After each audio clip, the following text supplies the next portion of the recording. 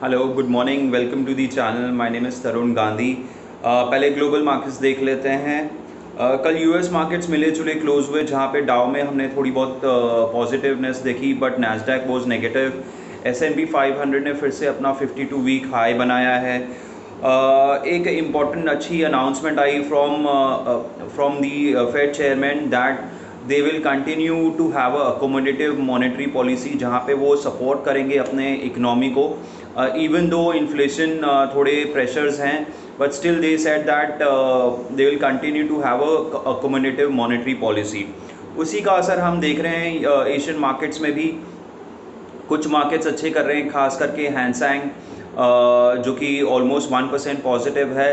But साथ साथ बाकी मार्केट्स थोड़े मिले जुले ट्रेड कर रहे हैं, क्योंकि एक इम्पॉर्टेंट चाइनीज़ डेटा दो तीन आने वाले हैं, खास करके GDP, retail sales and industrial production. जहाँ पे हमने अभी जस्ट कुछ देर पहले ही जीडीपी का नंबर आया था, which is at 7.9% year on year growth की उन्होंने नंबर आया हुआ है।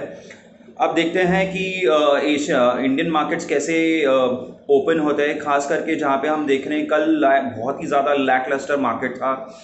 एक बहुत ही नैरो रेंज में मार्केट ट्रेड कर रहा था without any breakout on the either side.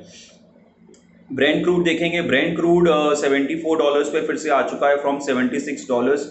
एक वहाँ पे एक न्यूज़ है जहाँ पे सऊदी एंड यूएई का एक कॉम्प्रोमाइज डील हो चुका है on the production side, so which will ease the supply concerns which are there, जिसकी वजह से ऑलमोस्ट हमने $1.5 से $2 की गिरावट देखी है ब्रेंट क्रूड में। गोल्ड कंटिन्यूज टू परफॉर्म और $1828 पर आउंस पे पहुंच चुका है। ये 1760 1770 पे जब था, मेरे ख्याल से लास्ट 10-15 डेज बैक, तभी भी मैंने आपको सजेस्ट किया था कि गोल्ड एक अच्छा इन्वेस्टमेंट हो सकता है। और तभी भी मैंने मेंशन किया था कि हमारा टारगेट $1950 से लेके $2000 पर आउंस का है। वहाँ से हमने देखा है ऑलमोस्ट $60-70 की रैली हमने देखी है, particularly in case of gold. Now coming to rupee dollar, against the dollar is trading at around 74.76। तो एक रेंज में है जहाँ पे on the lower side which we can see 73.50, और एक अपर रेंज है विच इज अराउंड 74.75 से लेके 75 तक। फ्लोज देख लेते हैं। फ्लोज कल एफआई का नेगेटिव नंबर आया करीबन 1303 करोड़ का, और डीआई ने उतना ही ऑलमोस्ट बाइंग की है 1335 करोड़ की। बॉन्ड्स की मैं बात करूं, 10 ईयर जी से फ्लैट था, 6.2 पे ही ट्रेड कर रहा है। अब आते हैं निफ्टी के सपोर्ट लेवल्स पे। निफ्टी का एक इम्पॉर्टेंट सपोर्ट जो कल का लो बना था वो था 15,765, वो अभी इम्पॉर्टेंट सपोर्ट बन जाएगा। उसके नीचे 15,700 एक इम्पॉर्टेंट सपोर्ट है। रेजिस्टेंस वो बना रहेगा 15,915। ये दो तीन बार मार्केट ने रीटेस्ट किया है इस लेवल्स को, और उसको सरपास कर नहीं पा रहा है। देखते हैं कि ये कब कर पाएगा, बिकॉज अगर हम ग्लोबली देखें US markets are doing well. एक आधा करेक्शन आती है, but again they regain and they have been performing very well. एक यहाँ पे अर्निंग सीजन भी शुरू हो चुकी है। कल इन्फोसिस का भी नंबर्स आया था, even though the forecast has been great. Margin थोड़े प्रेशर थे, थोड़ा सा कम आया, बट आउटलुक इज पॉजिटिव। देखते हैं आज आईटी सेक्टर्स कैसे परफॉर्म करते हैं। खास करके कल हमने देखा एक अच्छी खासी rally in IT stocks, HCL tech, अगर हम KPIT टेक्नोलॉजीज जो कि हमारा रिकमेंडेड स्टॉक भी है, इन्फोसिस, TCS, ये देखते हैं आज कैसे परफॉर्म करता है post Infosys results. Now coming to the stocks में जैसे हमारे स्टॉक्स बने हुए हैं।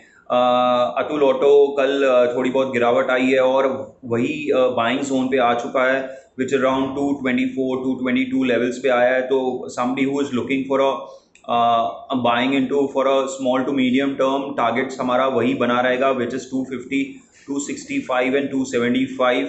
India bulls housing even though कल एक दिन के लिए सिर्फ बैन के बाहर आया था, और फिर से FNO में बैन में आ चुका है, जिसकी वजह से हम सेकेंड हाफ में हमने वहाँ पे थोड़ी बहुत करेक्शन देखी, और 270 272 पे क्लोज हुआ है।